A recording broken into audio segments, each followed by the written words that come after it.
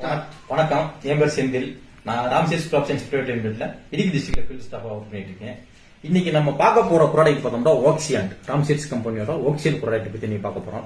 இதுல அசோஸ்ட்ரோபின் 18.2%, டைபனோகோனோஜோல் 11.4% இருக்கு.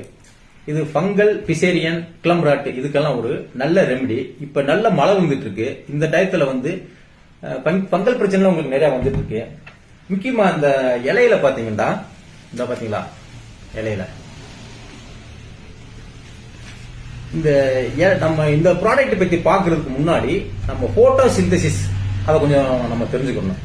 Photo synthesis எப்படின்னா கேட்டீங்கன்னா, சன்லைட் சூரிய ஒளியும் காத்துல இருக்கக்கூடிய கார்பன் டை ஆக்சைடு கரிமல வாயு, அதுவும் கீழே வேர்ல இருந்து இருக்கக்கூடிய வாட்டர், அது போக இந்த இலையில இருக்கக்கூடிய பச்சையம் குளோரோஃபில் சொல்லுவாங்க, இதெல்லாம் சேர்த்து ஸ்டார்ச் ப்ரொடெக்ஷன் இங்க தான் நடக்குது. ஃபுட் ப்ரொடெக்ஷன் அப்படிங்கிறது இலையில தான் நடக்குது.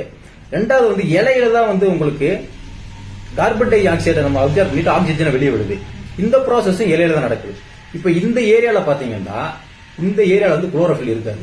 அப்ப இந்த ஏரியாவில் உங்களுக்கு இந்த ஸ்டார்ச் ப்ரொடெக்ஷன் நடக்காது. ஆரம்பத்தில் ஆரம்பிக்கும் போது இந்த மாதிரி சின்ன சின்ன ஒரு புள்ளியில தான் ஆரம்பிக்கும். இது அப்படியே கொஞ்சம் கொஞ்சமா பெருசாகி ஸ்ப்ரெட் ஆகி இது எல்லா இடத்துலயும் ஸ்ப்ரெட் ஆயிடும். இப்ப இந்த இதுக்கு இந்த பிரச்சனைக்கு ஓக்சியன் ஒரு நல்ல ரெமிடி. இப்போ இன்னைக்கு நம்ம இந்த ஆக்சிஜன் ப்ராடக்ட் பத்தி பார்த்தோம். அடுத்த ஒரு வீடியோவில் ராம்சேஸோட இன்னொரு ப்ராடக்ட் பத்தி பார்க்கலாம். ஓகே, நன்றி.